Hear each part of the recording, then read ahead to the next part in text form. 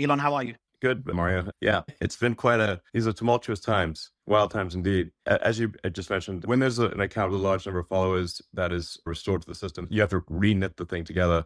So that takes several hours. So Alex's account should be working. And Alex, I honestly don't really know you, and you don't know me, but one of the questions I really have to just get out of the way, and you've probably talked about this already before, is the whole Sandy Hook thing.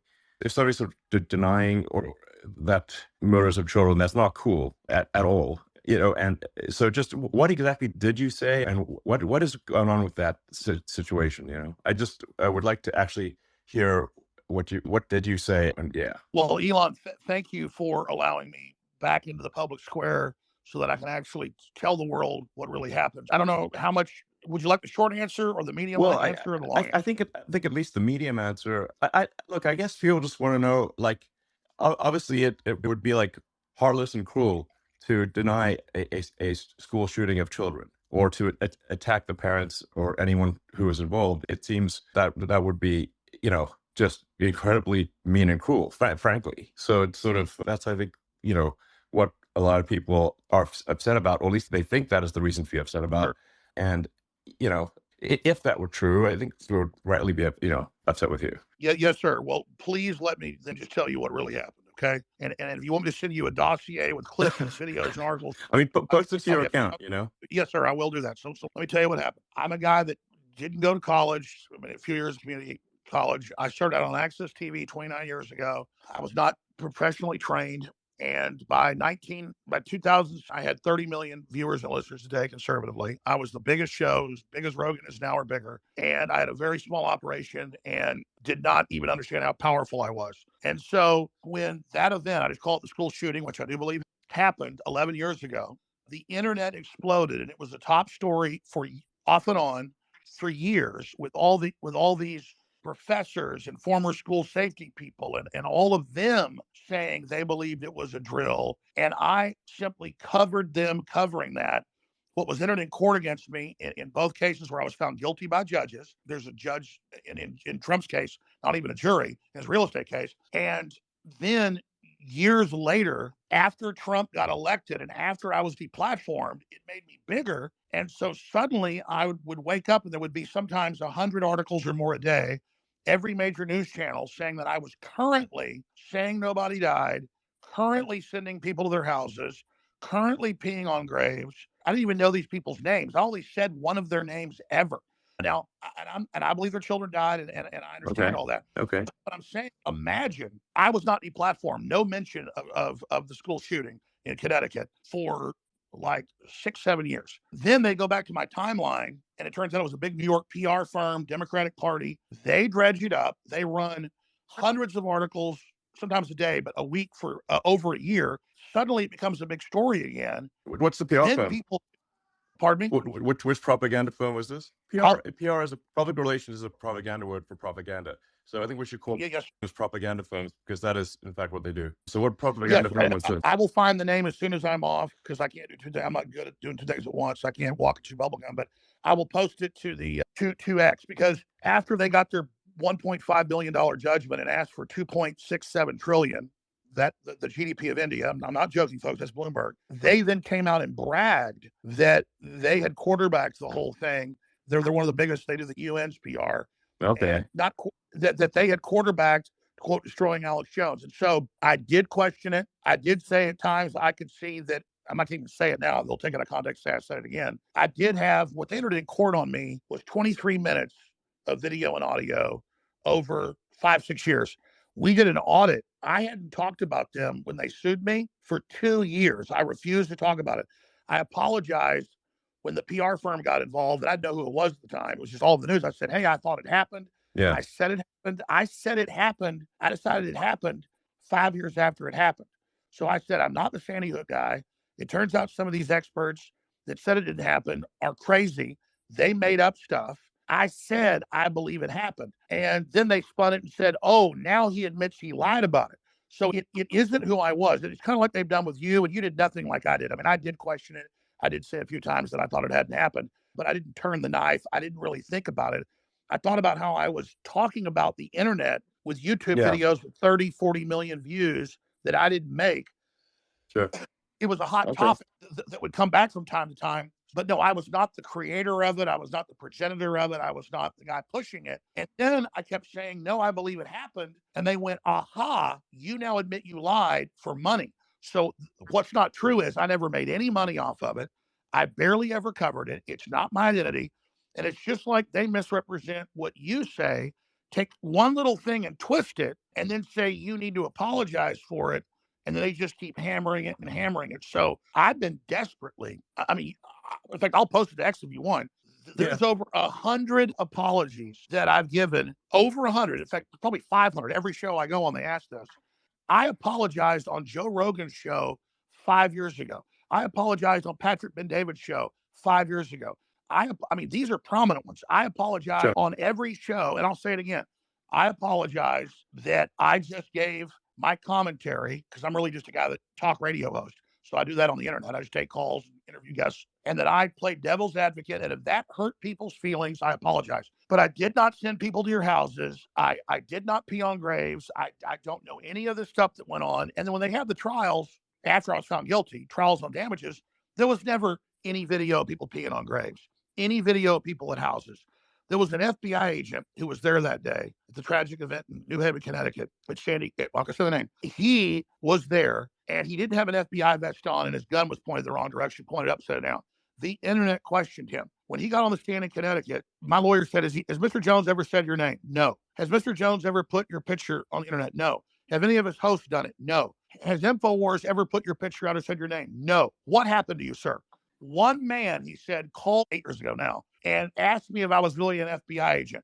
The jury gave him $94 million that doesn't exist. $94 million that never said his name. So I challenge people to find me say any of their names. I said one guy's name, and I apologized to him on the stand. The thing had probably 100 million views on 5 or 6 different YouTube videos of him smiling and laughing before he walked to the mic.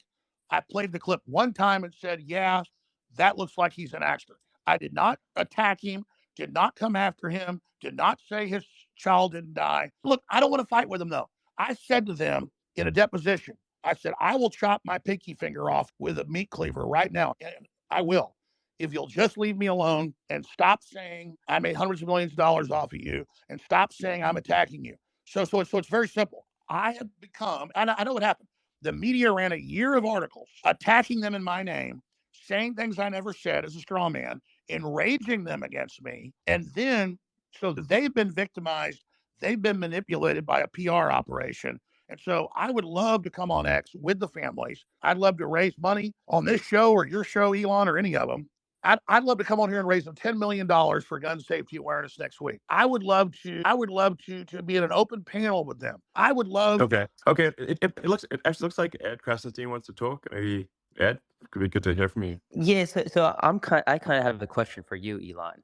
So let's say that. Okay. I mean, this is not an opportunity to interview me. No, it's in regards to Alex Jones, though. Okay. It's related. So let's say Alex Jones or somebody else does the same thing, but clearly directly claims that a school shooting did not take place when we know it did.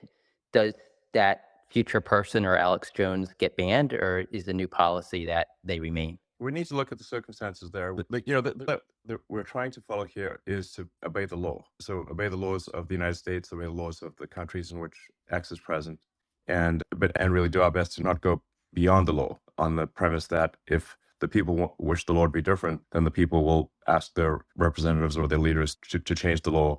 But otherwise, our goal is to hew as closely to the law as possible. So if somebody says something that is unlawful, then we will take action. If someone does not do something that is unlawful, then we would aspire to not take action. If the laws change, of course, then we will adjust our behavior accordingly. So that's sort of the general approach that we're taking. And now that we have community notes, which, while it's not perfect, I think it's the best fact checking that I've seen on the internet. And so if someone were to post false information, they can be community noted. And, it's always important to say, like, no fact checking system is perfect. If perfection is the standard, you can just basically dispense with all fact checking because nothing will be perfect.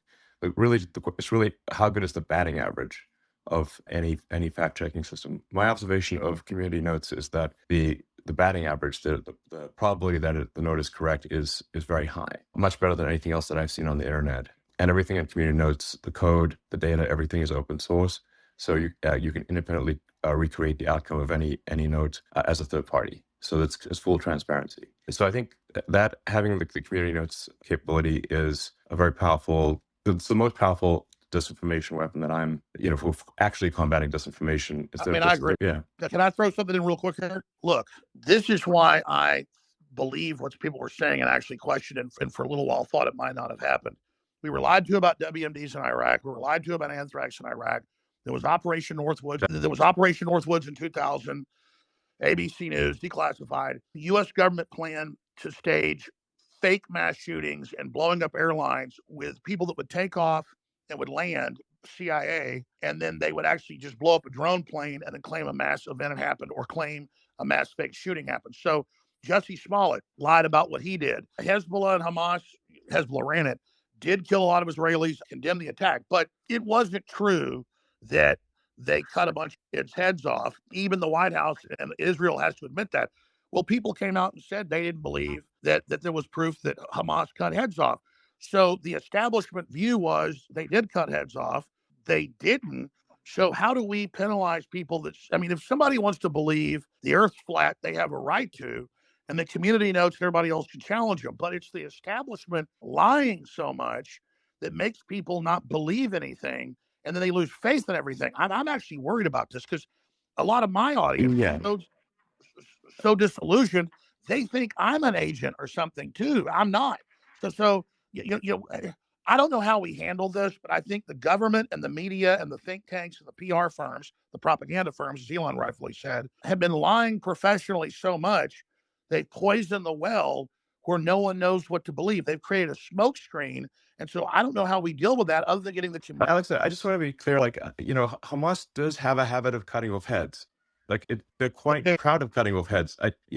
This particular circumstance, perhaps there is some uncertainty, but they do cut off a lot of heads, and there's no question about that. And they appear to be quite jubilant. They're quite happy when they cut these heads off. I don't like Hamas.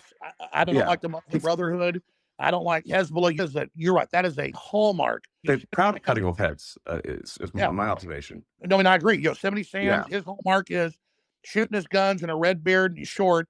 Hamas's calling card is cutting off heads. I totally agree, but I'm saying they do that a lot. You're right. Yeah. Elon, do you mind if I jump in for a second? Hold on. Yeah, go ahead. I'll go to you right after. Yeah, guys, I'm going to go to you right after Vivek. Yeah, go ahead, Vivek. I just wanted to, share one thought in response to Ed's question, which is, let's take the content of whatever speech it was that's issue off the table, kids being shot in schools or otherwise. I think there's two kinds of ways to worry if you're worried about the spread of misinformation or false facts. One is, let's deal with the content of the speech itself. And Elon talked about community notes as being, imperfect though it is, maybe the best method out there on the internet.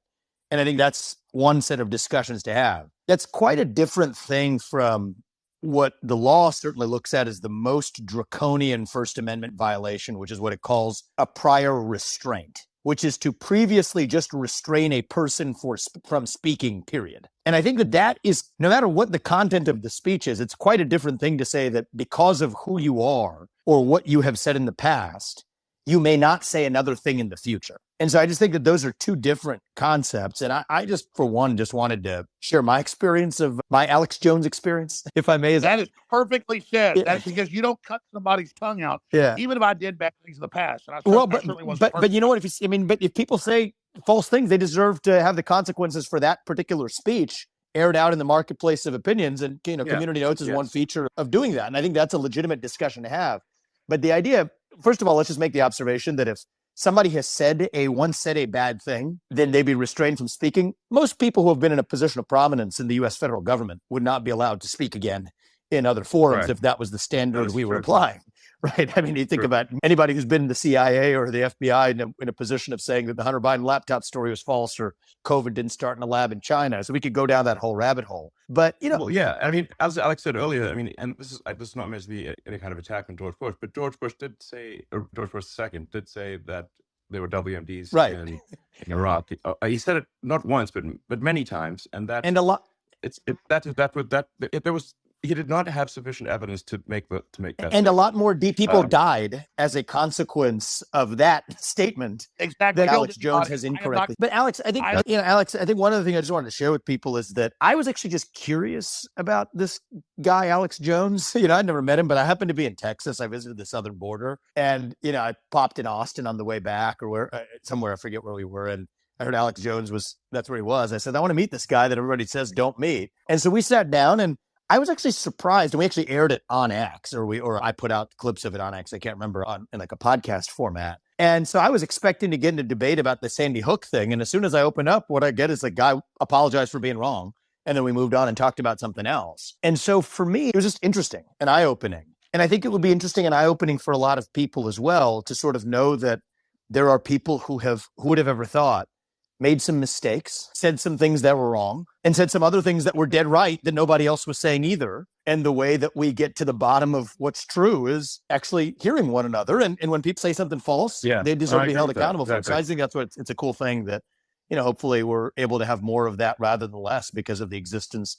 I mean, if this platform didn't exist, that avenue of sorting out bad speech through more speech doesn't really exist on the internet or in our culture. And so I think that's, in response to Ed, a good thing, not a bad thing, in my opinion. Yeah. And actually, to just elaborate on the public relations firms, PR firms, which really should be called propaganda firms, because that's literally, public relations is literally a propaganda word for propaganda. You can read the history of how public relations was developed. Edward Bernays. Correct.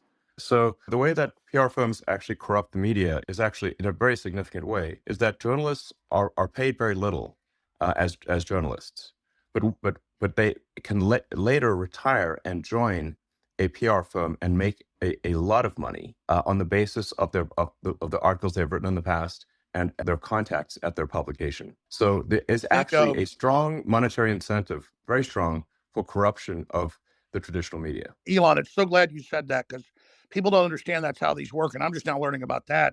The PR firms are so powerful. They're full of intelligence agency former people. So just like a general will sign off on some bad weapon system, then he retires and gets on the major board of the defense contractor for $5 million a year.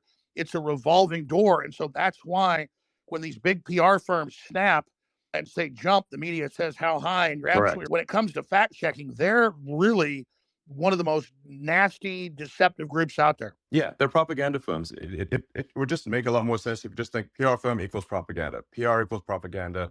That is literally what it means. And if you read the thing, dropping out, Elon. Is he dropping out? Is he dropping out for anyone else? Yes, he's dropping off for me. Elon, you said. Yeah, you just dropped out, Elon. I think you're back now. Okay, is your mic working? It's good now. It's good now. My mic is working, but I'm just back. You were on PR firms. You were on PR firms equal propaganda. Yes, the public should really understand that public relations literally just means propaganda. PR firm means propaganda, and the PR firms have very strong control over the traditional media, because that's where journalists go to retire and make tons of money. So there's a very strong monetary incentive for journalists to do what the PR firms say, because they know that is where they're going to get rich in the future. Bingo. Elon, a question is more for Alex. And Alex, me and Alex were discussing it before you jumped on, is the pressure, if any, that you've faced since reinstating, or since you said you'll reinstate Alex. Now, Alex, kind of referred to extreme scenarios where your life could be in danger because of what you're doing with X. I know you mentioned it briefly in one of the first spaces we had. You made a joke about, hey, guys, if something happens to me, I'll never commit suicide. But how much pressure have you faced in recent months? Obviously, we've seen the back and forth with a few organizations that are trying to censor others. And has that increased since you reinstated Alex? I mean, at this point, reading the sort of legacy media is just depressing. I accidentally, once in a while, will go see like Google News or whatever, or Yahoo News or whatever, some random thing. And I'm like, this is just, I mean, frankly, the quality of the propaganda isn't even good. Look, if you're going to do propaganda, at least make it entertaining. And I find it's dull, boring, it's, and just not even well written. Well, that's right. They'll put out one thing and then they all parrot it. It's dog. It's like lazy propaganda. It's like work harder. We've got Andrew Tate here as well. Andrew, how are you? Andrew, your mic, is it working? You got to unmute bottom left corner. Can you hear me? We can, yeah. How are you? Yeah, I'm good, friend. I'm in the middle of a poker game, but since this is the battle for humanity against the Satanists with its constant deception of the populace, I thought I would jump in and say hello to everybody. Your thoughts, hello? Andrew? We had your brother on earlier, Tristan, come on earlier. Your thoughts on Alex Jones being back on X? I'd rather hear his thoughts on Elon Musk being the biggest maverick of the last 500 years. I'm not kissing ass here, Elon. You've got big ones, man, on every front. You are literally overturning the entire power structure. I was just going to say this and let Andrew get in, but I just want to say this while you're here. You are literally changing the entire paradigm, and you've definitely got the system scared. And so everybody needs to support X. Everybody needs to support the sponsors on X. I personally am doing all my Christmas shopping this year with all the great gadgets and stuff that are on X. But I'm going to shut up now. But I would imagine, instead of talking about Alex Jones, I'd like to hear Andrew Tate talk about or ask questions to Elon Musk. Yeah, well, Alex is certainly a friend of mine. I've known him for a long time, and I'm extremely happy he's back. I've celebrated that publicly, but Alex nailed it. Elon is taking the biggest risk here. It takes unlimited energy to propagate lies. You have to continually repeat them, and you have to continue to try and falsify information and hide the truth to keep lies afloat. And this simple purchase, you call it simple, the purchase of a simple website has literally cracked the matrix in real time, and it becomes extremely difficult now to run the psyops they were previously running and enslave the populace, which is their primary goal. So Elon is a hero, absolutely. And the risks you are taking, Elon, I don't think many people at home actually understand the gravity of the risks you are taking, because your ability to speak freely is heavily leveraged against your insignificance. You're only allowed to speak if nobody listens to you. And if you get big and people start listening, they're going to come at you hard. And I think, I'm not completely versed, but from what I understand, Elon's already suffering the lawfare tactics, which they're going to do. They're going to keep pulling out the hat to try and slow him down. Or Andrew, let me interrupt before I forget. I don't give any attention. The same law firm that came after me with these PR firms. You've just dropped out, I think, Alex. Just dropped out? Anyone else can? Yeah, I think he got a call. No, he got a call. Yeah, go ahead, Alex. There is a 3-letter agency running this. Not all of them, but let's just say it starts with a C and it ends with an A. Sorry, go ahead, Andrew. Yeah, absolutely. And there's liberal NGOs which will sponsor agents of the Matrix. They'll sponsor females to end up in a house party and then lie to try and then put you in a Romanian jail cell and get you sitting with the cockroaches in a dungeon. And it's a very scary world where you get to a point where you're only trying to tell the truth, and they're going to punish you for that using endless lawfare. And this battle has only just begun. But the Matrix has truly cracked now, and it's going to be extremely hard to lie to us like they did before with X, the way it currently is. And I think it came at exactly the right time. I almost, without trying to sound pessimistic, there was a point where I kind of felt like I was losing hope. You couldn't tell the truth about anything. Everything was a lie. Everything from head to toe was a lie. And they're trying to lock us all back in our houses again, and we can finally talk about it. It's truly heroic. And Elon's taking massive risk, and the respect I have for him for doing that is enormous. Absolutely. I mean, this is what happened. I'm going to shut up. So I want to hear from Elon, but this is so historic. Elon Musk's courage, and it's true, I'm saying, has broken the back of the globalists. They'll never be able to turn this around again unless they have a nuclear war. Elon Musk has broken their back. Yeah. Well, I guess some people are afraid to die, but I am not. And you know what? It's kind of crazy because I was talking to someone the other day and I was explaining, they were asking about my seizure, how they took all my houses, all my money, all my cars, blah, blah. And I said, you never truly own anything on this earth anyway. You can have a piece of paper that says you own it, but if you piss off the government structures, they just get a judge to stamp a different piece of paper and you no longer own it. The only thing you own is your soul and your integrity. And this is the one thing they cannot take away from you, no matter what they do to you. And that is the best feeling on earth. It doesn't matter if you can sell your soul to the devil and repeat what they want you to say, but then you truly own nothing. And I think that as history books look back on this pivotal moment, when X was finally freed and the information of the world could finally be spoken freely, I really do believe we're on the right side of history. And if you were to ask me if there's anything worth dying for, it would be for the freedom of humanity and to be on the right side of history. So I agree with you absolutely. Yeah, absolutely. I'm just generally in favor of civilization and the furtherance of civilization. And I think we should always be concerned that we can regress as a civilization. And if you study history, you just see the arc of one civilization after another as the civilizations rise and fall through history. We've been in a period of civilization rising very rapidly, but we should be concerned that we may be cresting, we may subside. And there are many times where I get late stage civilization vibes, and I'm just worried that maybe we're cresting as a civilization and have set it for a fall. So, yeah. Well, I agree with you because I truly believe, and a lot of people have said this before me, this is not original idea, but I think as AI and machines and tech increases, a lot of people are going to be deemed useless by the overlords. And then you have to sit and decide, what are they going to do with all these people who have hopes and dreams, and they want healthcare, and they want a garden, and they want a house to live in, and they don't want to be treated like cattle. They're going to become extremely inconvenient. So I don't think many people at home understand that this war cannot be avoided. I've had a lot of people who understand why they threw me in jail in Romania and understood I've done nothing wrong. And they said to me, why do you take up this fight? Why you don't just delete your Twitter and disappear and drive a Ferrari all day? And I explained that this war cannot be avoided. You're either on the front line and you're fighting for something, or you're sitting waiting to die. You're waiting for the Mongol horde to come over the horizon and chop your head off. I There's totally no way out agree. of it. And just to throw this in there, if you read Elon, I knew you were doing great work. When I saw you 6 months ago at the World Government Summit, where they're all saying we're going to make everybody eat bugs and we'll make the decisions to put microchips in them, and you said, we don't want a centralized system. We want a diverse system. We want firewalls. And I don't agree with this Tower of Babel you're building. They know that we go through cycles, and they want to artificially create a great reset collapse, in their own words, to make everybody else poor, consolidate power, and they'll have a smaller type 2 civilization for themselves. And I think you're trying to build a type 2 civilization, or even a type 1 civilization, I should say, for all of us. And you said we need to have a debate about going interstellar. We've got to expand or we collapse. And Elon Musk is saying, correct me if I'm wrong, you don't stay in stasis. You either expand or you collapse. Yes, exactly. You either grow or you collapse. You don't. The steady state is basically an impossibility. So you have to pick it. You have to make a choice.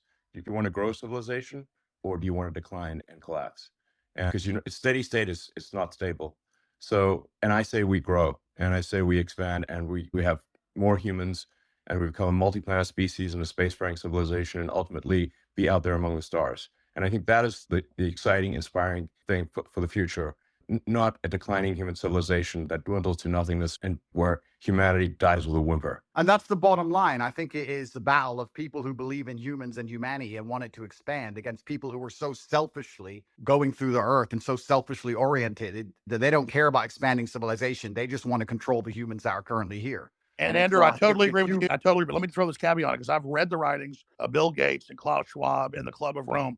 They know we could easily expand. There's plenty of room, hundreds of billions of known galaxies. They know that this is just a seed that's going to not just grow into one giant oak, but an entire forest, an entire universe. And so they want to shut everybody else down because they can't deal with competition. Elon Musk, that come out of the general public, they want a global tyranny so they can direct it and control it, so that they direct the expansion. And we can't let that happen, because they literally talk about it in Agenda 20, the official UN plan, a 90% world population. So we need to go with the Elon Musk plan.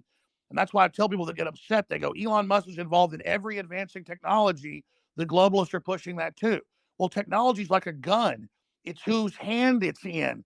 And so we need the gun in the people's hands, the gun of expansion, instead of in the globalist hands. And so just because Elon Musk is on the cutting edge of every technology, don't fear the technology like some troglodyte.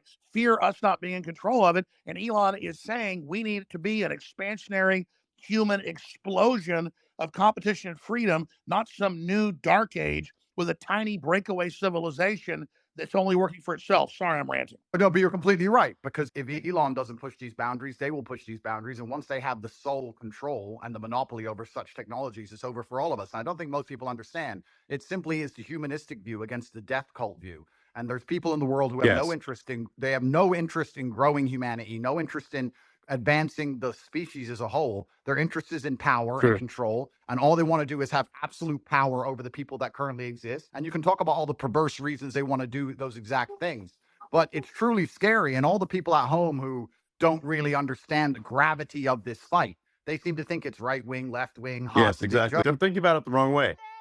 Sorry, I just got a little X here. You're totally exactly. This right, left, it's the wrong way to think about it. It's the sort of the extinctionists versus the pro-humans. And once you see that it's extinctionists versus the pro-humans, then it becomes very clear. So Elon, when are you going to, I know you got 100 irons to the fire, but when you talk about we need to create a plan B for humanity, well, that's really not a plan B. I think an alternate master plan, because the globalists are controlled right now. You're trying to wrest control with us, helping. I mean, when are you going to put out your battle plan, or are you already putting it out in pieces? No, I mean, what I'm saying is that actually, I think we should expand humanity. Like basically, we should have basically more kids. You know, population should increase, and we should become a multi-planet species, and make life multiplanetary, build a self-sustaining civilization on Mars, and then ultimately, this will be long after I'm dead. probably, but well, almost certainly we can go to other star systems and go out there and, I don't know, maybe we'll find some long dead alien civilizations. And I don't think we want to be one of those lame one planet civilizations that never got beyond, its own planet. I mean, we gotta, the aliens gonna think of that. It's like we got to make a good showing. Team Human. Let's go. And that would absolutely that would be certainly disappointing. But it's essential, and truthfully, it's so amazing we'd even speak about these things. Only 2 years ago, you couldn't even speak about these subjects, but it's so pertinently obvious to anyone who pays attention. And it is scary, and expansion and humanistic views are certainly the way to progress, and it has to be done. There's no other way. Just like a business, just like you guys said, if you stand still, you die. And it takes a few brave people to break the matrix. You have to break the dam, and I think bravery is so important because it puts a crack in the dam, and it shows that if there's people out there brave enough to risk getting canceled, risk lawfare, then it's going to inspire bravery amongst the rest of the populace. And it becomes extremely hard to lie to brave. And I think that's one of the largest pandemics of Earth today is bravery. And when I say bravery, I don't mean that in any kind of negative connotation. Bravery is being full of love and loving the people around you and sticking up for your community and loving where you live and loving your country. And it's brave to do those things. And it's love. What do the globalists teach us? Children are bad. We're ugly. Humans create all this racial division. They want us to hate each other, so we just give up, roll over, so the globalists can have the future. I would just like to say here, the globalists are short-sighted too, because the thing is that you can't really separate yourself from civilization. So I think those who are sort of advocating, like it's really, I think it's just logical to be pro-civilization. You don't actually necessarily have to be altruistic. You just have to think long-term and say, obviously, you cannot exist in a good way without civilization. I mean, just watch one episode of Naked and Afraid and see how much you want to go live in a forest by yourself. We're in a super pivotal moment now. And the reason we're in a pivotal moment is because the machines cannot do the policing as of yet. My brother and I often talk about how bad COVID would have been if they had Terminator machines. You didn't have your mask on. You couldn't even appeal to the empathy of the person who knew how insane it all was. As soon as the machines control the policing, it's absolutely over. And we're not that far away. So we're in a very pivotal period now where the bravery that's required to resist the globalist oppression has to happen now. Soon the technology will exist, and it's over for everybody. We are at critical crossroads right now in the entire future of the human destiny. And I called it Plan B, but I mean, Elon, what do you call it? Just an alternate plan for humanity? Because we should have a debate because the Black Rocks and the globalists are right now in control. If they were 100% control, you and others felt rested to maybe they're in 80% control.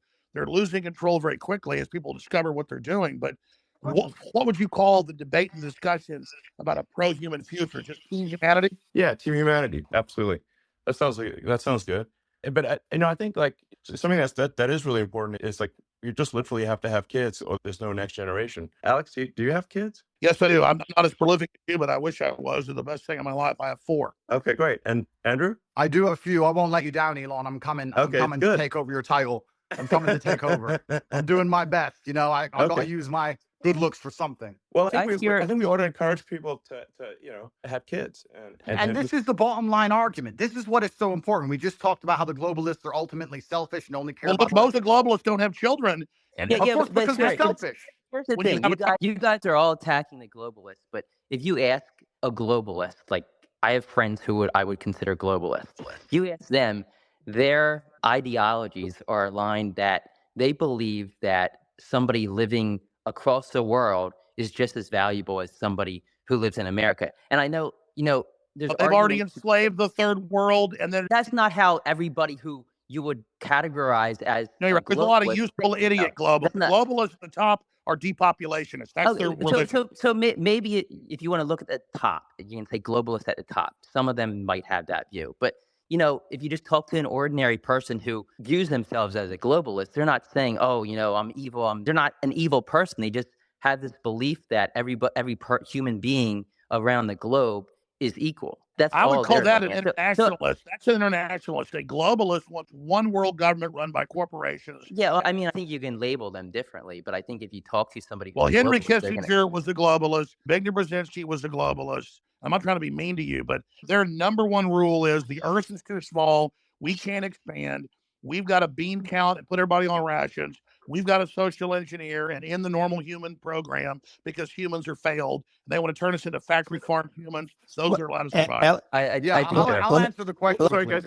if I just say, like, some of these titles are a little confusing. If someone's an internationalist or a globalist, I think what can achieve some disambiguation here is to say, like, does someone have as an axiomatic belief that there are too many people on the earth, or do they not? Do they believe that the earth can sustain the current population, or do they think it cannot? Now, the reality is Earth can actually handle a human population probably 10 times larger than the current population. Earth is actually very sparsely populated by humans. We only see density because if we're in a dense urban environment like New York or Boston, London, or something like that. But here would be like a good test. If you took a plane from LA to New York and you try to drop a bowling ball and hit somebody, your chances of success are basically zero.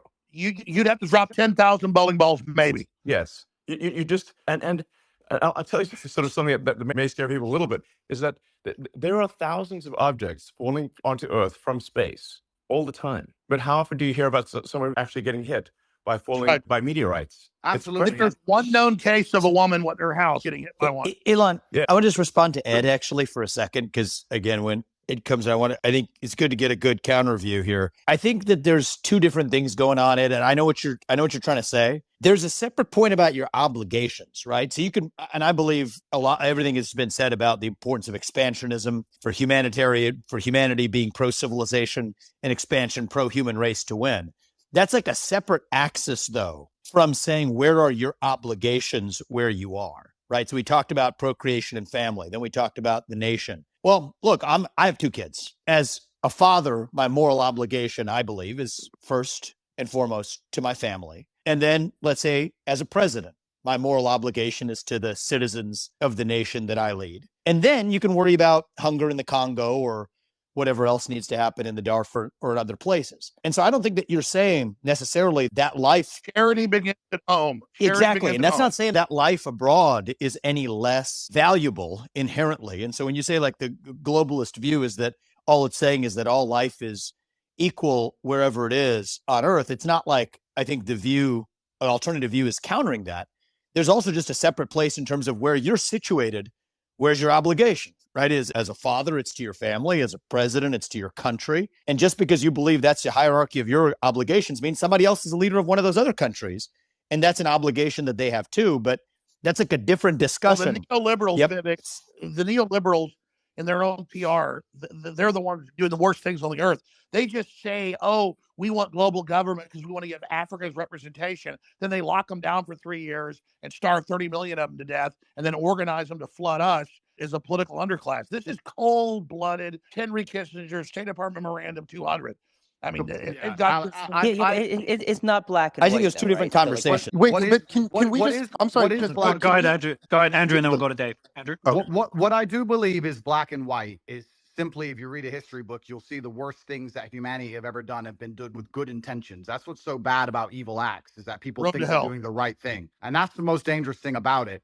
And this idea that they look at all human life as sacred and all the same, I actually disagree. I think the reason they will prioritize people in a third world country, for example, you'll say it's because they see us as equal. I think it's because they see us now as spoiled and annoying. They don't like that we need pensions and living space and healthcare. They simply want slaves and a robot class, and they'll do anything it takes to get it, and they'll get it from anywhere they can. And when someone comes along and says, well, my intentions are good, I'm not interested in that, because you can name any Holocaust or any atrocity in history. The people didn't think they were the bad guys. They often thought they were the good guys. And I guess the easy way to look at life is you want to be having as many children as possible. You want to pray other people do the same, and you want those people to enjoy freedom. And anyone who's coming along restricting speech, restricting access to certain things, restricting movement, all they're doing is trying to restrict so they can control. And nobody in a history book ever who did that either was the good guy. I think it's very clear to see who's on the right side of history and who isn't. And I advocate freedom for everybody. If I disagreed with absolutely everything Alex said, I'd still be glad he's back on X. And these people can't even handle a different opinion. Do you think they're going to allow the people of a different opinion to them to share water or share food or share anything else once they have? And the reason they don't want another opinion is they want to misrepresent what Elon Musk or Andrew Tate or Vivek Ramaswamy or any of, I'm telling you, they want us silenced so they can lie about what we said. Yeah. I agree with you. Jackson, I'm going to go to you right after Dave. Yeah, I mean, I'm just saying, I agree that with you there. I think that a lot of the media and a lot of these platforms do want to silence voices because they want their voice to be heard louder. So yeah, I definitely hear you there. I definitely don't. I definitely, as when it comes to globalists, I think, it's not black and white. You're not either a globalist or you're not. I think people fall in between, and there's different reasons for why people might feel one way about one, you could say globalist idea and another. So I mean, I don't like painting people like, with a black and white pen, because I feel that everybody falls somewhere in the middle. All I know is this, that there are people that want a corporate world government whose aim is depopulation, not giving the general public access to technology, by lying about resources and literally saying carbon dioxide that plants breathe is evil, and then telling us the world's going to end in 2030 and the ice caps are all going to melt, and none of that's true. So our children basically give up on the future, decide not to have children. That's all I'm saying. And Elon Musk is promoting an optimistic, pro-human future that the science and evidence shows is real and that we need. Gentlemen, I have to go. Yeah, I just want to be sort of exactly. I want to be very clear about my position. I'm super pro-human, and I mean all humans. Humans in America, humans in Somebody's got Africa, and everywhere else. their phone open in the bathroom. Yeah, that's Vivek. Vivek, that's your phone, Vivek. I'm not able to mute you. Vivek, go ahead, Elon. Sorry about that. So, well, I hope you feel better. I feel great. Thank you. Sorry about that, guys. So, yeah, I'm super pro-human for Team Humanity here. And I just think we want to make sure that people have a positive view of the future. And I think I encounter a lot of people who have actually very pessimistic conclusions about the future. And if you try to unpack that and say, where does that pessimism come from? And I think these are good people, they have good intentions. I think they think about things often come from is believing that there are too many humans on the planet. This is false. Earth can easily sustain far more than the current population. But they've been told this thing and they've believed it, and it is false. And I'm very pro-environment, obviously. Bye, Andrew. I might have done more, I might have done more, for sustainable energy than maybe any single human. So I would consider myself an environmentalist, but I also believe in physics and reality and not sort of being alarmist about things. And something you said was really smart, and I've seen the equations. I'm not a mathematician or rocket scientist like you, but we need the fossil fuels to get to the new technologies, and you can't cut them all off and then not have it. They're blowing up the bridge that gets them there. I would like to say, my final point, I would like to say, I often get asked by people who follow me, they say, who do you think who controls the world? Who do you think the Matrix is? And I use the Matrix as a very simple way to explain that they purport a false version of reality that everyone buys into to keep your mind occupied so they can extract your body heat from you for the soulless machines, which are essentially the globalists we're talking about. And I try and say that I still believe that we run the world.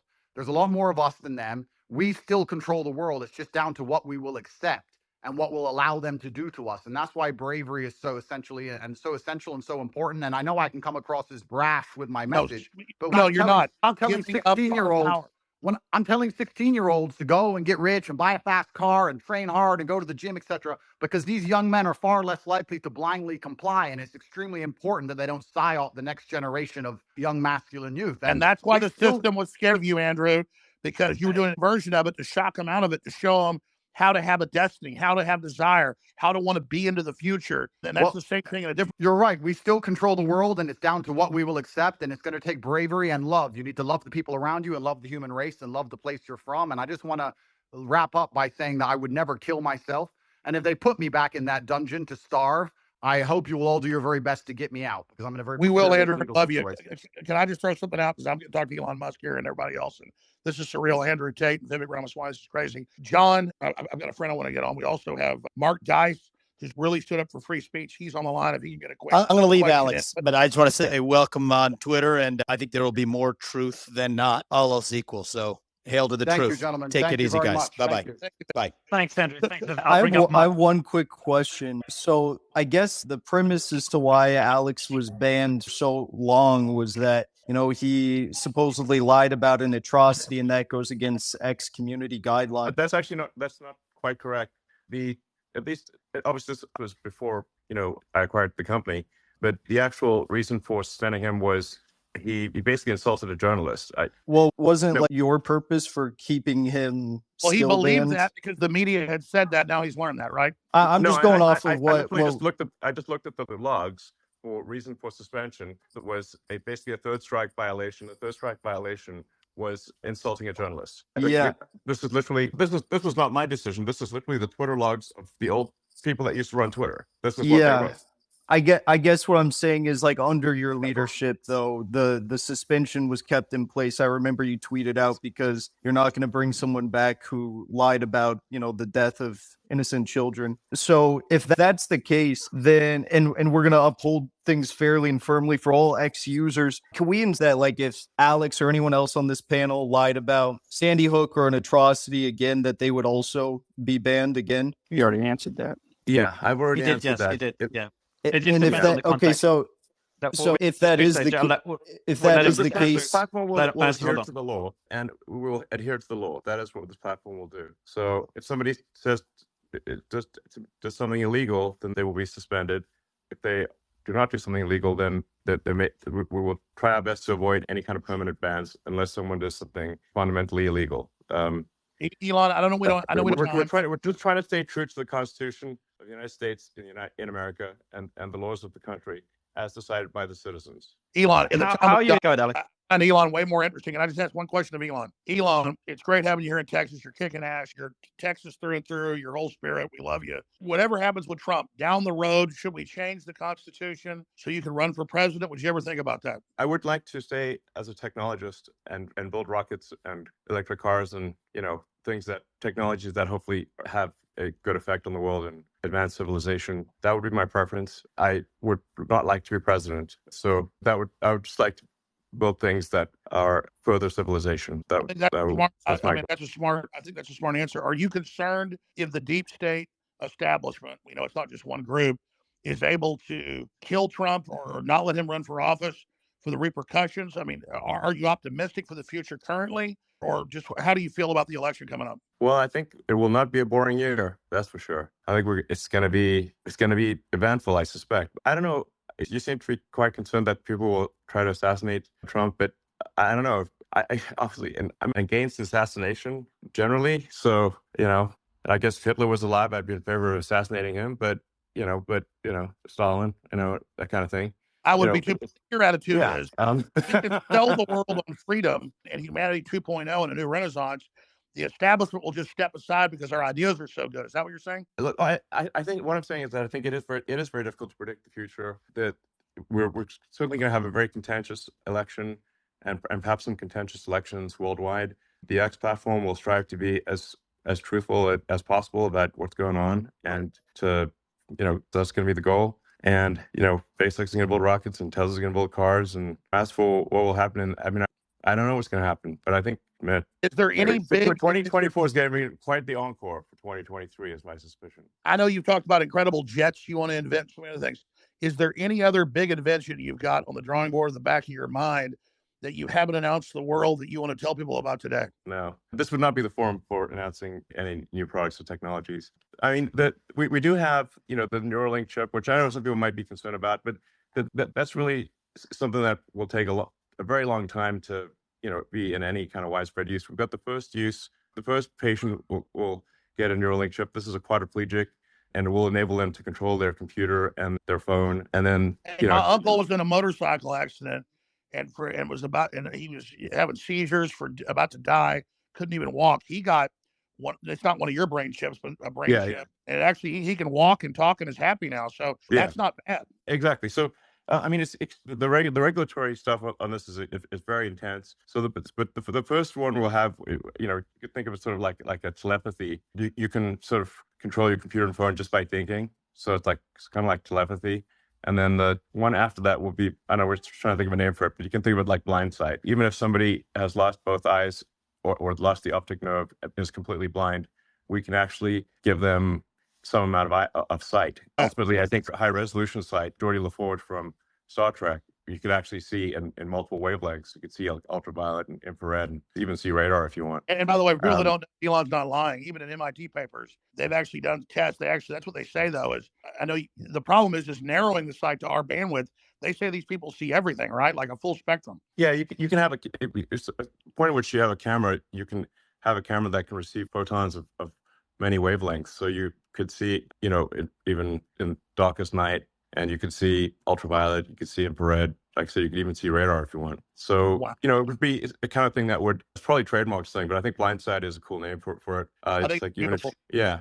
We get one question from Mark Dice, because this is the best interview ever. Mark Dyson's a great journalist. He stood up for me for the last 5 years when nobody else would. Mark, quick question for Mark, please. A comment, really, just to reinforce to everybody listening, all the journalists, and thank you, by the way, Elon, for unbanning Alex, for everything that you're doing for the platform, for humanity. But I just want to reinforce, and I'm glad you retweeted this, Alex, the reason why Twitter cited Alex being banned, contrary to popular belief, is not because he entertained some conspiracy theories about Sandy Hook, as crazy as they were. And Elon just confirmed that the Twitter logs said this.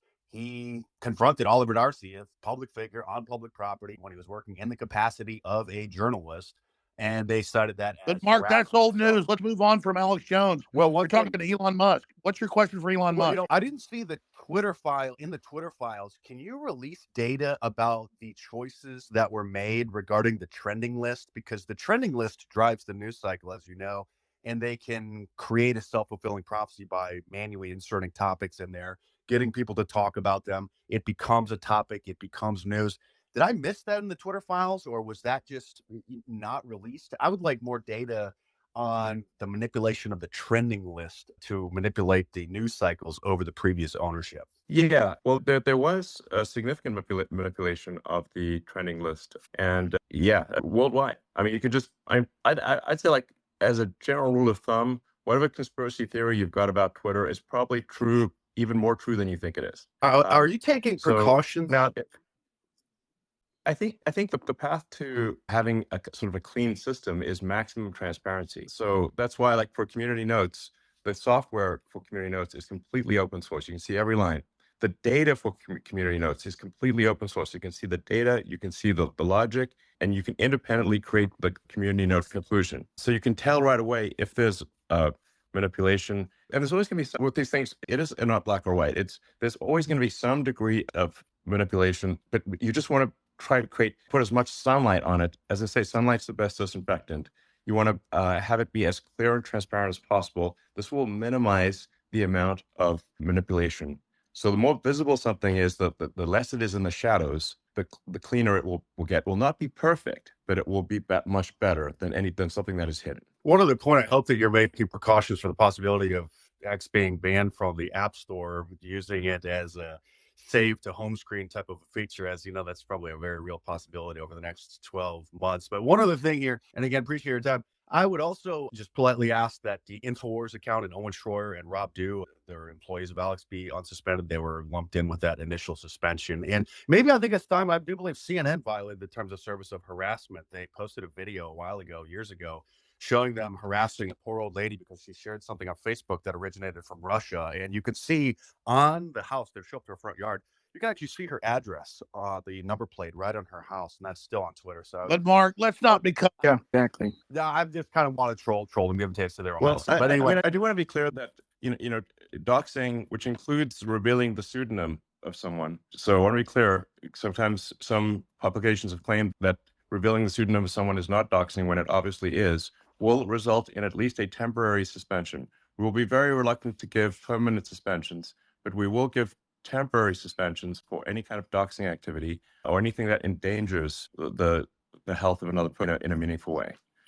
And that includes major publications. It does not matter who you are. It doesn't matter how big you are or small. Now, I should say this. There is one. We do have a UN exclusion rule, which is that if it's a head of state recognized by the UN, even if they say things that are kind of crazy, which they do, then we don't suspend a head of state. Just for the same reason that the UN allows heads of state to say crazy things at the UN Assembly. But because we need to hear. We need to hear that. What everybody has. I was just going to ask. I guess you don't like Nikki Haley's idea of basically doxing everyone. No, I. Yeah, so that's crazy. The thing is that a lot of people obviously would face repercussions from their employer or from their government or from some organization if their identity is revealed, and that therefore inhibits the public dialogue. So people, there've been professors who've been suspended for favoriting things on old Twitter. They literally got suspended for just tapping a favorite button. This is so you can say, like, look, if a tenured professor can get suspended from their job for just liking a post on the X platform, then obviously there is some need for people to be able to post things anonymously. Otherwise, they simply will not be able to speak their mind. Absolutely, they're losing their job. it's anti-whistleblower, but I just want to say this, because I think the community notes is the best thing ever. Even if somebody says something really horrible, I think there should be some buffer zone to at least let them respond as much as they can before they get banned. Because what I see everywhere is the PR firms will say somebody has said something they didn't say. They create this woke mob response. Then the person's taken down. And then most of the time, it's not even true what was claimed. General? Yeah, we're very much going to err on the side of freedom of speech, which is really just saying, in America, we're gonna uphold the Constitution of the United States, and that's what we're going to do, and uphold the laws of the country. And if the laws change, we'll then change our behavior to match the laws, and we'll do so. And we also can only match the laws in other countries, because sometimes people will say, well, why don't you demand freedom of speech in some other country in the world? I'm like, well, we don't make the laws in that country, and if we don't adhere to the laws of the country, they will simply cut us off. And so, we can't do more than that. So we're basically. What about the other factors, Elon? Before going to General Flynn, you've got obviously laws, but you got the revenue still running a business, and you've got external pressure. How do you balance all these when fighting for free speech? Well, we're gonna obviously favor free speech. I believe my action has been very clear in this regard, that if it is a choice between money and freedom, we will pick freedom. General? Yeah, thank you, Mario, and thanks for hosting this thing. You're doing a wonderful job. This is really a question for Alex and Elon, and a statement, and I wish Andrew and Vivek were still on. We've talked about these different sort of array of forces between, the globalists and the humanists, or whatever the right descriptors are. What I would really like to see, and I would love to hear Vivek's take on it, because I think he's such a wonderful debater. I'd like to know if there's possibility to set up a intellectual debate between, the Alex Jones, Elon Musk, Andrew Tate, Vivek, probably throw Tucker in there. Maybe there's Joe Rogan, against an intellectual debate against the Klaus Schwabs, the Bill Gateses of the world. And then there's others. They won't do it because we'll kill them. I disagree. I mean, this is how we fight today, right? We are fighting in an information domain. Andrew, I wish he was still on, because I'd love to hear his take, because, Andrew starts to imply, and there's a lot of people that imply this, we're going to move to something that we don't want to, a place that we don't want to be, because of this. Frankly, what I see is a globalist takeover, and I'm all with you, Alex, and you and I have talked about this a lot. But what I would really like to see is an intellectual debate and a challenge. Otherwise, because 2024 is going to be, for the United States, is going to be a historically consequential moment in history. And I would prefer that extraordinary session that I've been listening to for the last couple of hours here. And I would really like to hear, at least Alex, because you're on, and I think Elon's. What do you think about setting up some type of intellectual debate, or at least array on X? On X, yeah, doing it through Spaces. Well, on X, on X, or however, I would love to see them come on X to do this, because this would be wonderful. Alex, would you be open, you and Elon, would you be open for such a debate? Well, let me just throw this thing, because I'm chomping at the bit here, and then Elon will take over. It should be on X. They had the last Republican debate, and it had like 5 million viewers. This is going to have 50 million viewers. We keep acting like dinosaur media even still matters. It should only be held on X. And I would love to see it in this format, or with an added video component to it. Yeah. Yes. Challenge their intellectual idea. I'm sorry. Okay. That's my point. That's my point. Yeah. We have to challenge their intellectual arguments. Yeah, I agree with the general. What's debate? Hold on, Laura. I was just going to say that from a future standpoint, we are working on adding video to Spaces. So it'll just be a simple thing where you can turn video on or off, and then whoever's speaking at the video will switch to them, just like if it's a group call or something like that. Oh, wow. So that, I think, will help. Because it's helpful to see people's body language as I speak. It conveys more information if you can see their face and their body language, if they wish to. When do you think that will? We hope to release that functionality before the end of the year, but certainly by early next year. Huge. Well, that's a big technological. That's a big one. That's big. Yeah, I'll go to CJ. But that's very big, so that's pretty, frankly. But yeah, it'll be cool, I think. Yeah. It's just fascinating how far Spaces. I remember being on Spaces since the early days, pre-Elon.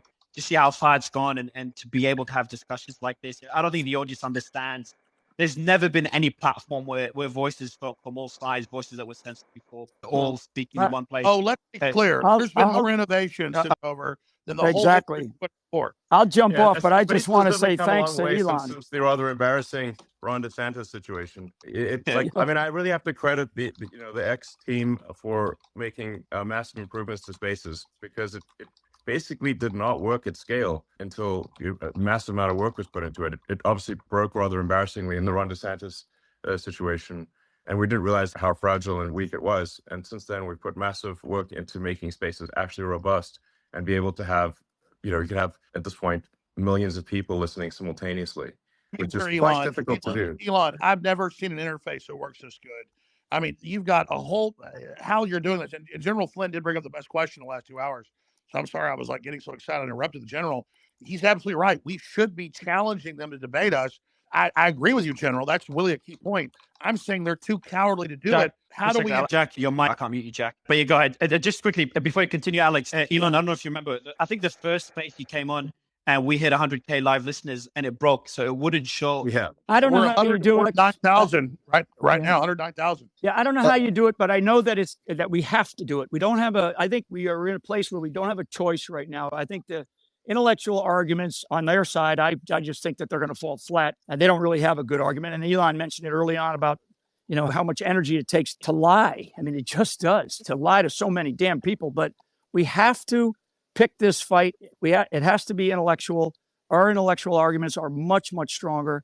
And I just think we have to have the right type of people. And, those people have been on here today, and invite these people. I mean, if they don't want to come, we call them out as cowards. I mean, wait a minute. Being poor and everybody, wait a minute. General Flynn, hold on a minute. I'm going to call you out right now. Eating bugs, drag queen story time, open borders, World War III.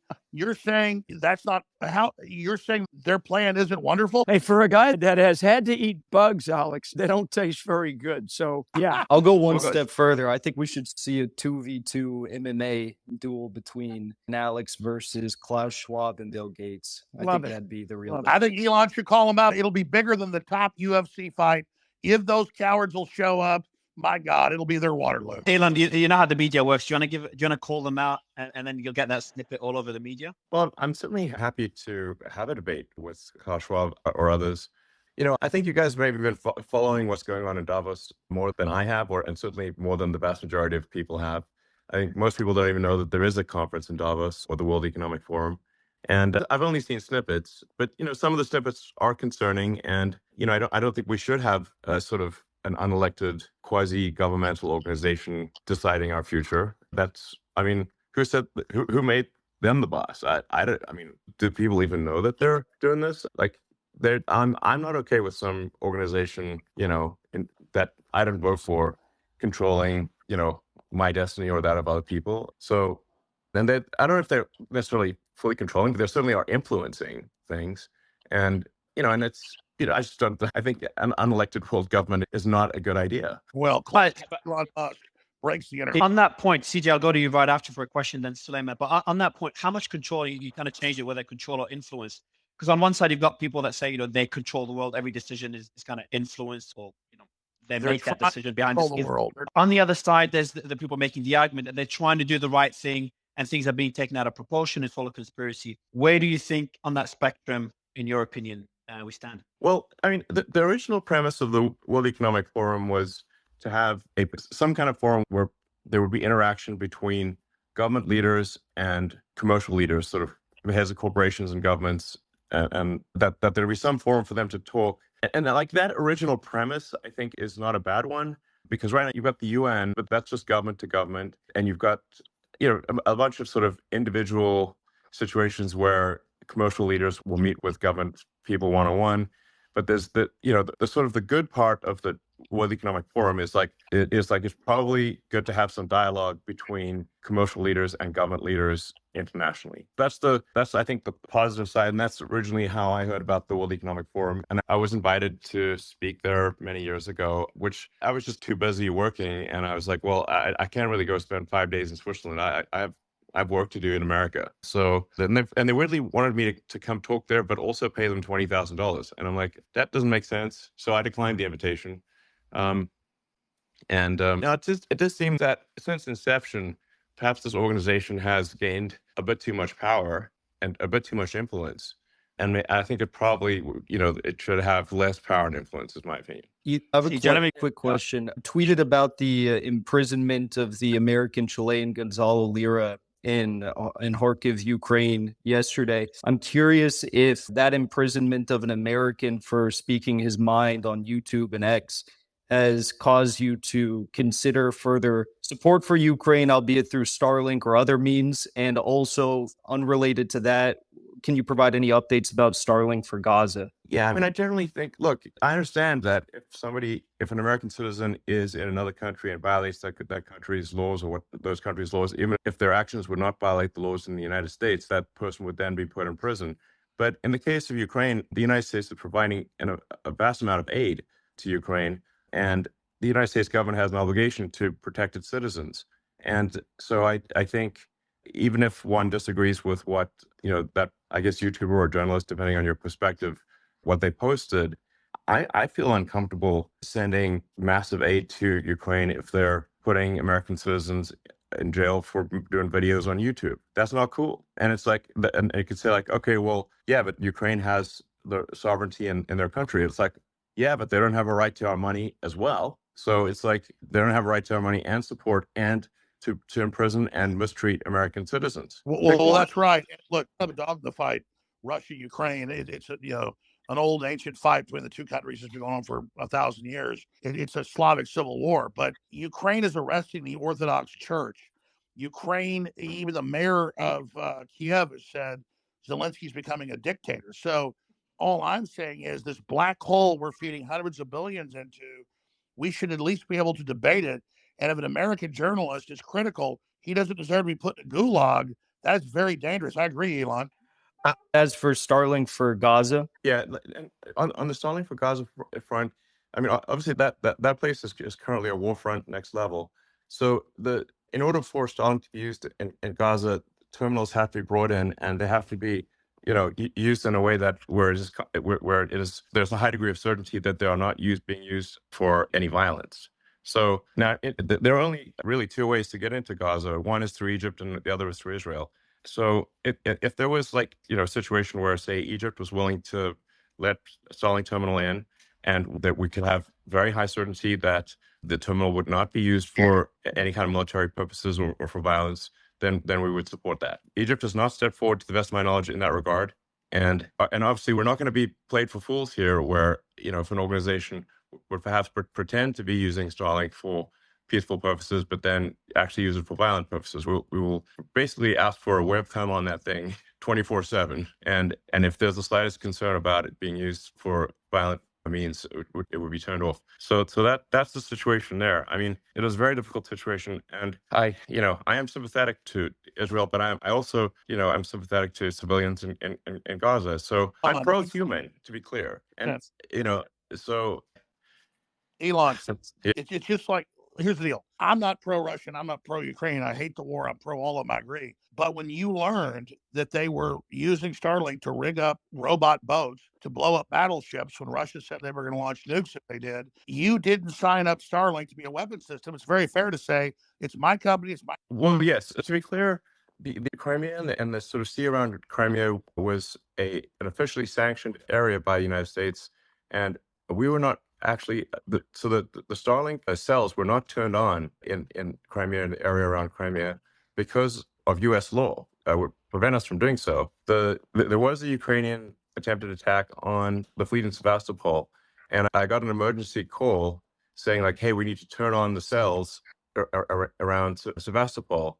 And I'm like, well, that's currently a U.S. sanctions zone. We would need permission from the U.S. government to do so. And in fact, and it would also mean that we are directly complicit in an attack on the Russian fleet directly. It wouldn't be, there's no plausible deniability here. Now, even though I'm not the biggest fan of President Biden, but if President Biden had called and said, as the President of the United States, I'm asking you to turn the cells on, I would have done so. But we did not get any such call. We were only called by the Ukrainian government, and the Ukrainian government is not my boss. So, it's like, and so we can't, it would actually be illegal for me to turn on Starlink cells at the request of a foreign government in a territory sanctioned by the United States. That would they were setting a violation of U.S. law. So it's like they were setting you up like Cindy Bay of Pigs. Yeah, but the media misrepresented it as I turned off the cells. This is not true. They were never on. And if I had turned them on, I would have broken U.S. law. And I would need an exemption from the State Department and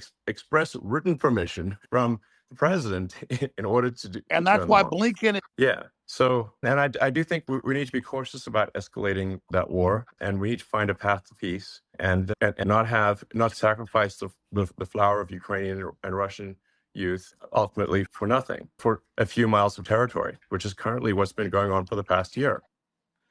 Elon, with this question, let me go to CJ and I'll go to you. Let me go to CJ and I'll go to you right after. CJ? Mario. Hey, Mario. Thank you. Laura, thank you so so much. much. CJ. Yeah, thank you so much, Mario, for hosting this. My name is CJ Pearson. I'm a 21-year-old conservative activist, and I currently work at Prager University. And General Flynn made a really important point a little bit earlier about how Twitter has made it super accessible for conversations like this to happen, debates and discourse. And Alex, I think, also made the point earlier that if you look at the debates and the viewership that they've had, you don't really see them reaching all that many young people via traditional cable channels.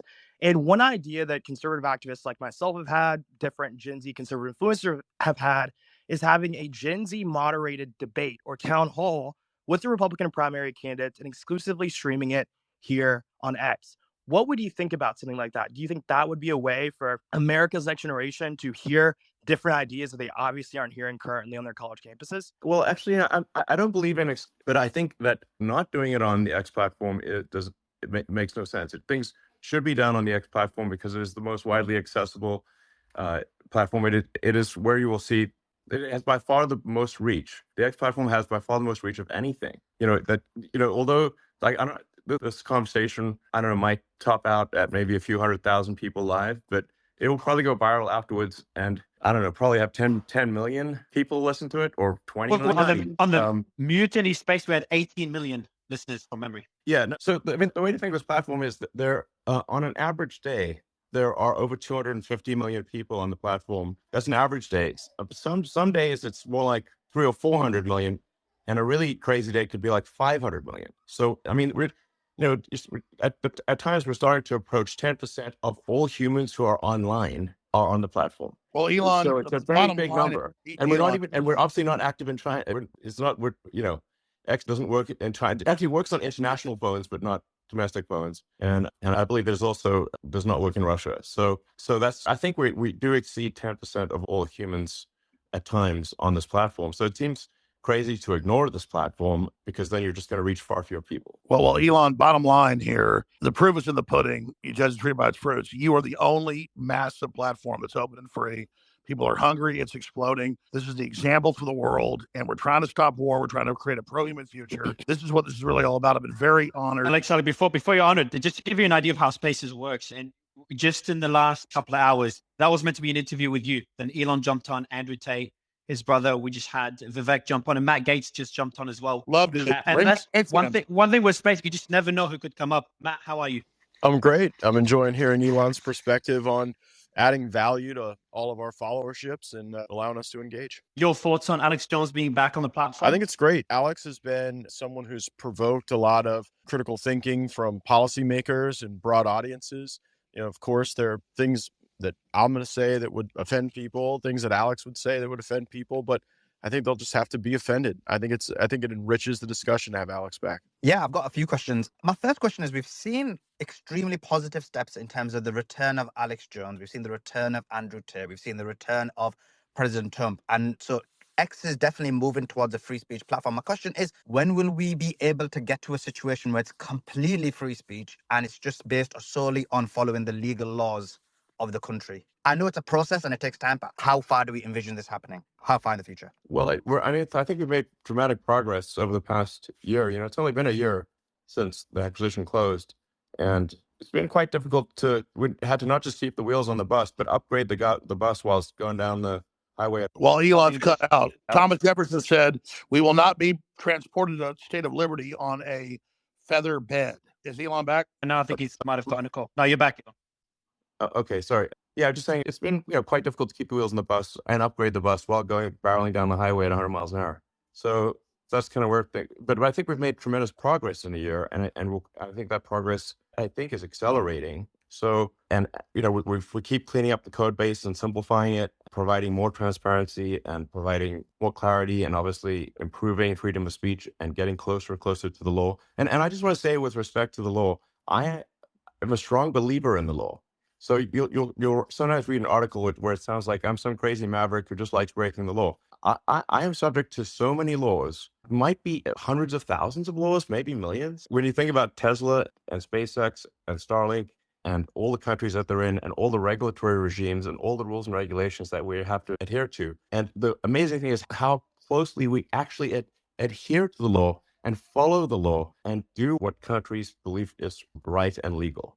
And once in a while, in a very rare case, I might disagree with the law or regulation, but we will not willfully violate it. So what I'm trying to say is I'm extremely law abiding. I totally agree with you. I don't know how you have the energy. People talk about Trump's energy. Your energy is insane. Where does your energy come from? Going back to being a child, did you because we know the universe is a loop or a figure eight, it doesn't just go in one direction. Did you have inklings of the big things you were going to do? Or when you were a child, did you have any foresight about what you were going to be doing? No, not really. I just, I liked technology and like taking devices apart and fixing them and building things. And I loved science fiction, fantasy, like Lord of the Rings and Heinlein and Asimov and Star Trek and Star Wars. And I didn't know what I was going to do. I liked programming computers. I found programming computers to be intrinsically interesting, not because I thought I'd have a job. Actually, I didn't think I'd have a job. I know you could even make money writing computer software, but I was just interested in it in and of itself. So I'd program computers all night by myself, which is not, it doesn't appeal to everyone. But that's, I think, actually quite an unusual thing to want to sort of type strange symbols into a computer all night, essentially by yourself, is not what most people want to do, but I did like doing that. And also like, hanging out with friends and stuff. But no, I didn't think any of this would happen. I would say I have a philosophy of curiosity, which is, trying to understand more about the nature of the universe and our place in it. And that's why I studied physics, not for career reasons, just to try to understand how the universe actually works and what has good predictive value. And physics has got very good predictive value. So that's why I studied it. Then give us your predictive value. Gut level, Elon Musk, this is like beyond any Hollywood movie where we're at right now. Does humanity survive? Gut level, you've got all these great children. That means you bet on humanity. Do we make it to the next level? And what is the next level? Elon, you there? Sorry. While waiting for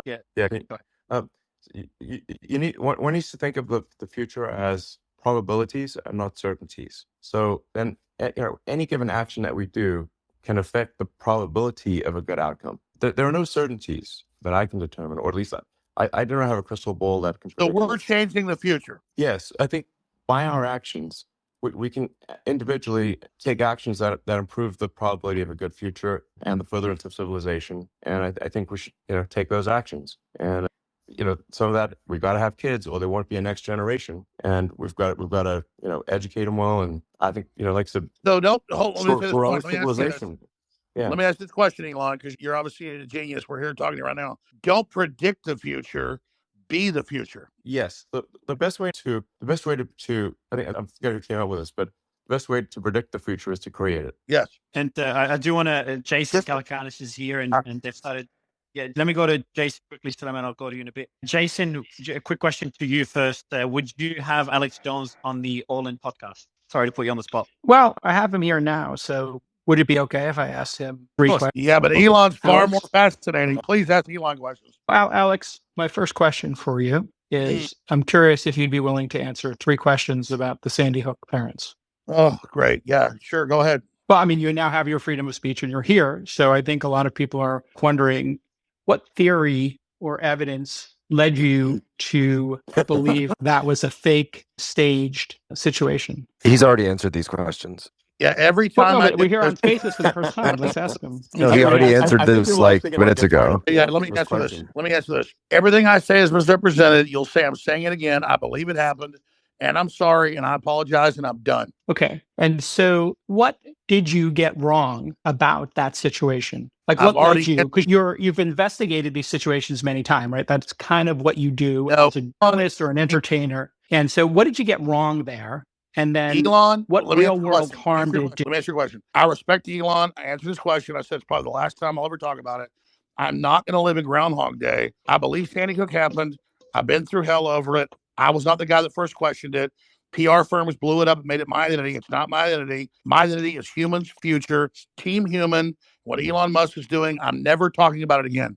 That's your answer. Got it. Okay. So what would you do differently in the future, when going after some conspiracy theory like this? And do you believe that when you go after these conspiracy theories, they can have real world harm, i.e., your fans knocking on the door of parents? Yeah, I get it. If I would comment on what people are saying on the internet, when something has 50 million views, I will be blamed for their questioning.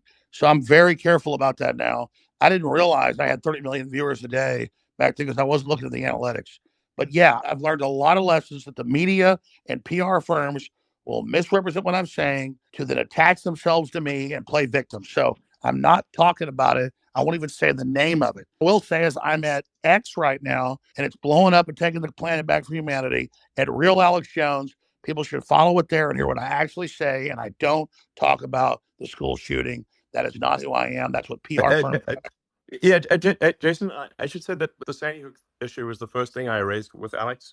He did answer it at length at the beginning of this Spaces conversation. So I think you may not have heard the I didn't hear the start of it. I was alerted to this towards the end. All right, I think the issue, Elon, candidly. I'm not commenting whether I agree or disagree with his answer, but it was the very first thing that I asked when I got on this Spaces conversation. Just as it was the first thing that you asked, I think it's for people that care about whether there's sort of empathy and whether somebody has been cruel or mean or something. That's like the first thing they're going to ask about, and so that was the first thing I asked about, and it was answered. Or somebody can agree with that answer or not. And no matter how many I answer it, it's never good enough because I'm that guy. I'm not what they said. I covered the internet questioning it. I've already said I'm sorry over 500 times, 3 or 4 times today.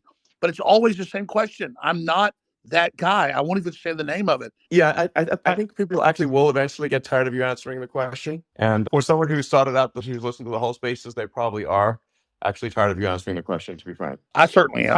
Patrick, you there? I am. Can you hear me? We can, yes. Fantastic. I don't have any questions. I just have a comment to make. The biggest thing is, and I heard Jason's question, and I know Alex answered it at the beginning with Elon, opening it up with him. I had Alex on, I don't know, Alex, it was a couple months ago or something you were on. We had a great exchange together. The best part about this is the following. I applaud Elon for the fact that, just a few months ago, he said he's not going to have Alex on. And then after seeing what the audience wants, the survey comes to 70-30 and keeping that commitment for allowing Alex to be on. The people who have different strong opinions, who are humanists, who want to defend freedom of speech, defend the same rights that we have, we're finding each other. And I just want everybody to remember this. Go back to September of 2022. When Professor Galloway said Elon is full of it, he's not going to buy it, he's toying with all of you. And then Elon bought the company, whatever the price of the company was. Some said it was 50% more. It was a $20 billion company, $30 billion company. He paid the entire number. He didn't have to do this. If that purchase wasn't to be made, think about where America would be today. I want everybody to think about that part. It's been 13 months since then. It's pissed a lot of people off. The fact that, Elon, I applaud you for standing up to folks who you're saying what you're saying to advertisers, where what do you have to do? Be a slave to them? They have to constantly put that fear in you. We applaud you. You got a lot of people backing you up. Alex, it's great to have you back on. Pushing the envelope. You could be wrong. Everybody could be wrong. It's not like all of us are always right. We have the ability to be wrong. And when we are, and people can challenge us and move on, and, then they can make a decision. Either, look, I don't like Alex or I like Alex. Great, no problem. That's the freedom of, you have to pick and choose to like somebody's views or not. But the biggest factor here is somebody had the courage to use their resources to buy a platform like this, to give everybody else the freedom to debate, to argue, to give their thoughts, to give their opinions. And then at the same time, if you're wrong, you admit to it. If you're not, you stick to your guns. But best part on what's going on to the world right now is we are finding each other. The fighters are finding each other. And that has got to be a very scary thing to people who oppose the concept of freedom of speech. So I have no question for Alex. I have no questions for Elon. I just wanted to jump in and applaud everybody, even those who debate, even those who agree, even those who disagree. Future looks bright. The right people are finding each other. And I applaud all of you. That's all I wanted to say. So Patrick, beautifully said, brother. Remember, Patrick, I apologize for Sandy Hook on your show 5 years ago. Remember that, Patrick? I remember that. Patrick, question for you then. You've been here a few times and you've uploaded Spaces and X.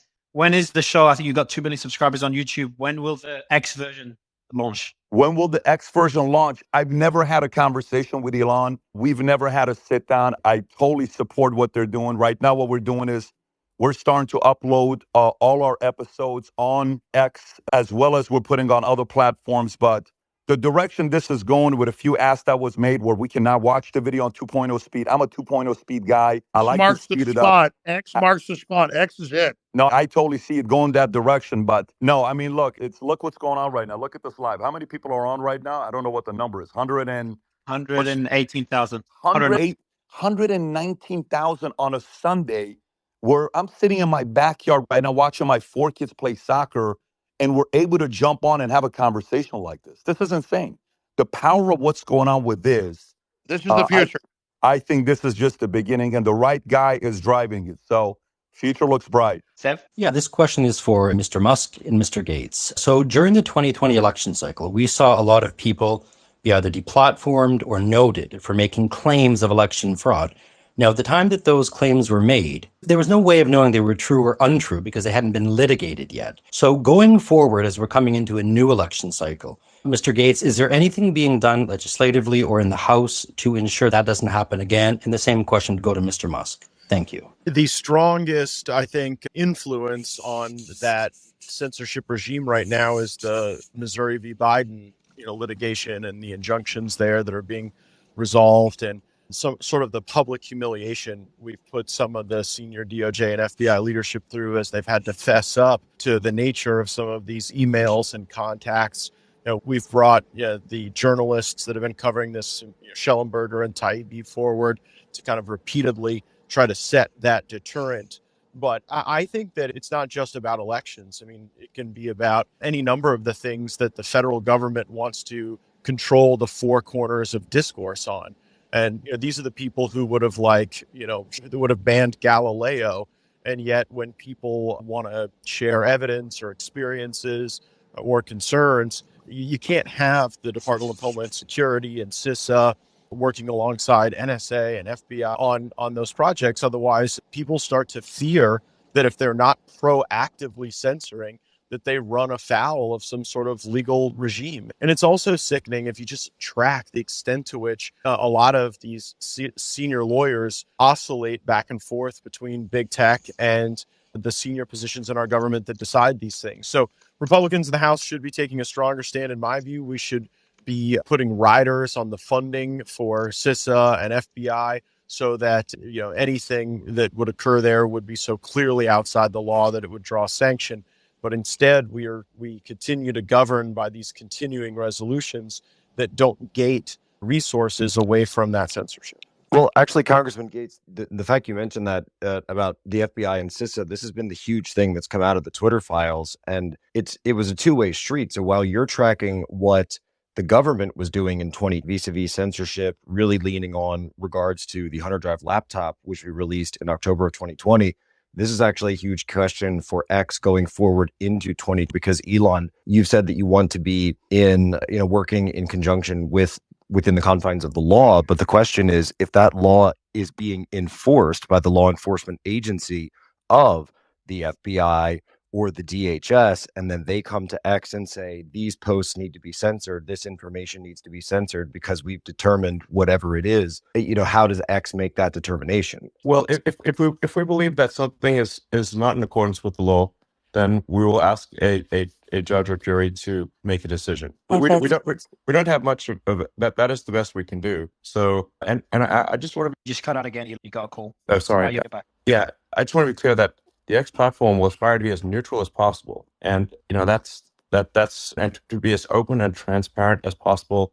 I think we will achieve maximum transparency. I think we'll be fully transparent. Hopefully by early next year. But I'm confident we'll be fully transparent by the time there is an election next year. So basically, people will just see anything that is happening on the system, and nothing will be hidden. That is the goal. Well, if those agencies, though, the FBI, the DHS, et cetera, if they reach out to X, where I believe they called it defensive briefings in 2020 regarding, which eventually culminated in the censorship of Hunter Biden. If they started reaching out again, would that be something that you or the team, and no, I can understand if you don't want to answer now, but you would consider making public? We will be as transparent as possible with that, and frankly, if I think a government agency is breaking the law in their demands on the platform, I would be prepared to go to prison personally if I think they're the ones breaking the law. Redheads, and then Alex and Benny. Great, thank you. Hi, everyone. I'm Josie. I'm the redheaded libertarian on X, and I'm a revolutionary historian, and I do outside media work at timcast.com. I just wanted to jump back to X as a free speech platform. Elon had mentioned constitutional speech will be protected, and there's some confusion as to what that constitutes. Constitutional speech. So I just wanted to help kind of clarify that for some listeners who might have questions. So the speech and expression which are not given protections in America under the First Amendment include incitement, defamation, fraud, obscenity, CP, fighting words, and true threats. The government does have power to make blanket regulations on speech, including time, place, manner. That's usually done in the form of permits. When it comes to slander and libel, those are defamation adjacent and need to be proven, as there's no such thing as a false opinion under the First Amendment, only a false fact. But many times, by the time the due process is through, the damage has already been done. I mean, we saw that with the Me Too movement, particularly with Justice Kavanaugh. We saw that with Alex Jones, the Tates, Nick Sandmann, Kyle Rittenhouse, where the kind of propaganda machine took over and truth was lost for a period of time. So when it comes to obscenity, that's the hardest constitutional violation to prove when it comes to the expression of that, because it has kind of a standard of, I know it when I see it. So there is something called the Miller test to determine whether something is deemed legally extreme. So I hope that helps. Yeah, we're not doing drag queen story time here. We're not calling for violence. We're not hacking websites. We're promoting freedom. That's why we're censored. Yes, exactly. Alex? Yes. Hi, I So just Alex, wanted to, no, you're good. I just wanted to thank Elon for his commitment to free speech, reinstating Alex, of course, welcome back. And I just wanted to, I think it was Mark Dice earlier who raised this with Owen Schroyer's ban. I just wanted to note that it didn't have anything to do with the InfoWars thing. It actually had to do with the fact that he called for people to come to a rally, and Media Matters actually did a hit piece. And they said that it would violate Texas's social distancing order. So that's how they actually got him banned, was through a Media Matters hit piece. So in response, Twitter 1.0 banned him. So I just wanted to get any thoughts on that. What's the perfect timing? Elon, maybe you can also give us an update, if there is any, on Media Matters and why you decided. Yeah, Media Matters is an evil propaganda machine. So I just generally, I'm against evil propaganda machines. And so we are suing them in every country that they operate. And we will pursue not just the organization, but anyone funding that organization. I want to be clear about that. Anyone funding that organization we will pursue them. So Media Matters is an evil propaganda machine. They can go to hell. I hope they do. So yeah. So I actually need to, just step off the call at this point. So I just have some family obligations. I think it's been certainly a very interesting conversation. I suspect this will go viral. Probably snippets of it will go viral in a way that don't entirely represent the situation. I hope that anyone who reads about it or hears about it actually just takes the time to listen to the entire Spaces conversation. It will be saved. I suspect there will be probably many millions, if not tens of millions, of people listening to the conversation. I just hope that they listen to the whole conversation and not just small parts of it. Elon, I totally agree. And let me just say, thanks for reinstating me. I'm going to do the best job to not be misrepresented. And I thank you. And I thank you for the freedom you're promoting, the pro-human future. We're on Team Humanity. Thanks for spending 2 hours with us plus. And this has just been surreal. It's really been amazing. So X is where it's at. Thank you, Elon Musk. You're welcome. Like I said, I'm very much in favor of supporting in the United States, the laws and Constitution of the United States.